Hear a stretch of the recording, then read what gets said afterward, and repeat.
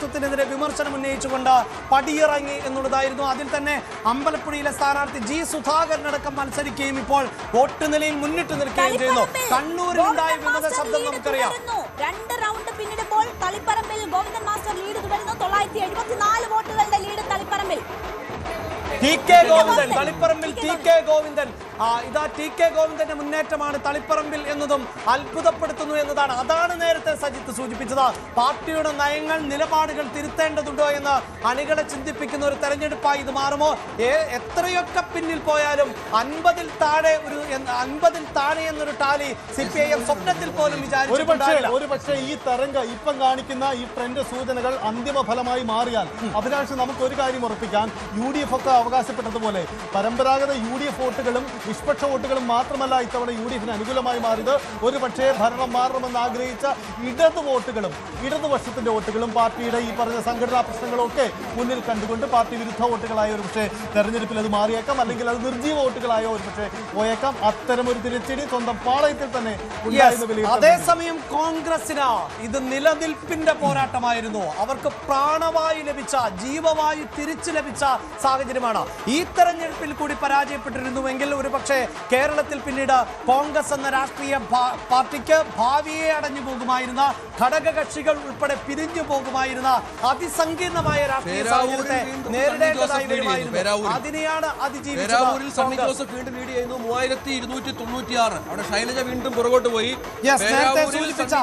മട്ടന്നൂരിൽ നിന്ന് മാറ്റി പേരാവൂരിൽ എത്തിച്ചപ്പോൾ KK ശൈലജയ്ക്ക് അവിടെ പിന്നോട്ട് പോകേണ്ടി വരുന്നു എന്നതാണ് ഇപ്പോഴത്തെ രാഷ്ട്രീയ സാഹചര്യം. പേരാവൂർ ഇപ്പോൾ നേടിയ ലീഡ് അദ്ദേഹം നിലനിർത്തി തന്നെ പോകാനാണ് സാധ്യത. കാരണം ആദ്യ റൗണ്ടുകൾ എണ്ണിയത് ഇടതുപക്ഷ പഞ്ചായത്തുകളാണ്. അതുകൊണ്ടാണ് അവിടെ KK ശൈലജയ്ക്ക് ഒരു ലീഡ് കാണിച്ചത്. പേരാവൂർ എന്നത് സണ്ണി ജോസഫിനെ സുരക്ഷിതരായി തന്നെ കരപറ്റിക്കാനാണ് സാധ്യത. 2021 ചരിത്ര വിജയം നേടിയ കേരളത്തിന്റെ ആരോഗ്യമന്ത്രിയായി കൂടിയായിരുന്ന KK ശൈലജ പരാജയം മടക്കുന്നു എന്നതാണ്. തൃശ്ശൂരിൽ 10178 രാജൻ പലന്റെ ഭൂരിപക്ഷം. കൈവിട്ടുപോയ മണ്ഡലം തൃശ്ശൂരിൽ 10,000-ലധികം മെജോറിറ്റിയിലൂടെ തിരിച്ചു പിടിക്കുന്നു എന്നതാണ് സൂചനകൾ. കൊട്ടാരക്കരയിൽ KN ബാലഗോപാൽ ലീഡ് ചെയ്യുന്നുണ്ട്. തൊടുപുഴയിൽ UDF ലീഡ് ചെയ്യുന്നു. തളിപ്പറമ്പിൽ ടി കെ ഗോവിന്ദന്റെ ലീഡ്. ബിജെപിയുടെ അവശേഷിക്കുന്ന സാധ്യത നിയമത്തേക്ക് മാത്രമായി ഒതുങ്ങുന്നു. അതാണ് ചിത്രം, അല്ലേ? കാരണം മറ്റിടങ്ങളിലെ ചിത്രങ്ങളെല്ലാം മാറുന്നു. ഇനി അവശേഷിക്കുന്ന സാധ്യത നിയമത്ത് രാജീവ് ചന്ദ്രശേഖരനുടെ പിടിക്കാനാകുമോ എന്നത് മാത്രം.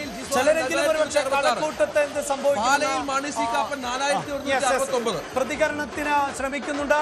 ഇപ്പോഴിതാ രമേശ് ചെന്നിത്തലയുടെ പ്രതികരണത്തിന് വേണ്ടിയാണ് മാധ്യമങ്ങൾ ശ്രമിക്കുന്നത്. പക്ഷേ അവർ പ്രതികരിക്കുന്നില്ല. കാരണം എന്താന്ന് വെച്ചാൽ അതിൽ പ്രധാന നേതാക്കൾ പ്രതികരിക്കട്ടെ. കൂടിയാലോചനയ്ക്ക് ശേഷം പ്രതികരണം അത് തന്നെയാവണം. ആദ്യം പ്രതിപക്ഷ നേതാവിന്റെ പ്രതികരണം, പാർട്ടി നേതാവ്, അതൊക്കെ ആ രീതിയിലായിട്ടുള്ള ആലോചനയായിരിക്കും നടന്നത്. ശരി, എന്തായാലും CPM കടുത്ത തിരിച്ചടി നേരിടുമ്പോൾ CPIക്ക് ചെറുതായെങ്കിലും ഒക്കെ ആശ്വസിക്കാമെന്ന് തോന്നുന്നു.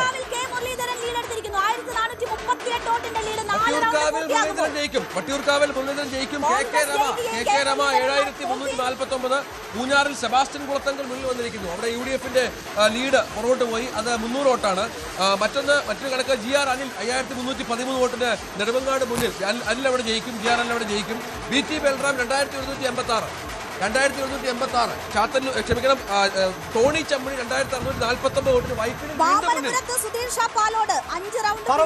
പറവൂരിൽ VD സതീശന്റെ ലീഡ് 4000-ന് മുകളിലേക്ക് എത്തിയിരിക്കുന്നു. പറവൂരിൽ VD സതീശൻ 4500 വോട്ടിന്. സൂരജ് രവി മുന്നിൽ, അതും അത്ഭുതപ്പെടുത്തുന്നു. ചാത്തന്നൂരിൽ സൂരജ് രവി മുന്നിൽ. തളിപ്പറമ്പിൽ 3-ാം റൗണ്ടിലും PK ശ്യാമള പിന്നിൽ. PK ശ്യാമള തളിപ്പറമ്പിൽ പിന്നിൽ. ചാണ്ടിയുമ്മന്റെ ഭൂരിപക്ഷം 25,000 കടന്നു. തളിപ്പറമ്പിലെ ജനവിധി CPM-നെതിരാണെങ്കിൽ സംഘടനാ തലത്തിൽ ഇത്ര വലിയ പ്രതിസന്ധിയോടെ വേറെ നേരിടാനില്ല. പ്രതിസന്ധികളുമാണ് CPM-നെ കാത്തിരിക്കുന്നത്. തിരിച്ചടി, അടിസ്ഥാന വോട്ടുകളിൽ ഉണ്ടായിട്ടുള്ള കുറവ് ഒക്കെ ചർച്ചയാകേണ്ടുന്ന സാഹചര്യമാണ്. പോലും സ്ഥാനാർത്ഥികൾ പിന്നിൽ പോകുന്നു.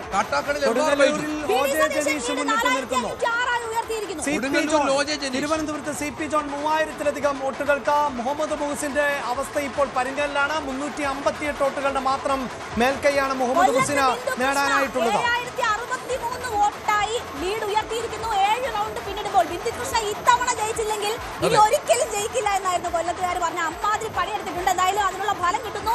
7 റൗണ്ട് പിന്നിടുമ്പോൾ 7063 വോട്ടിന് ലീഡ് ചെയ്തു. UDF തരംഗമായത് സംഭവിക്കുന്നതുകൊണ്ട് തന്നെ പൊതുവിൽ സാധ്യത കൽപ്പിക്കാത്തവർ പോലും വിജയിച്ചു കയറാനുള്ള തട്ടകം അതാണ് സുരേഷിന്റെ ഇപ്പോൾ ഭൂരിപക്ഷം 14,000 കടന്നു.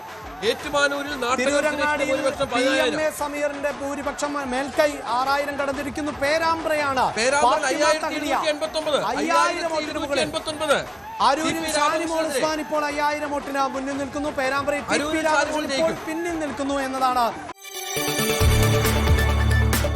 കൂടുതൽ വാർത്തകൾക്ക് news 18 Keralam YouTube channel subscribe ചെയ്യുക.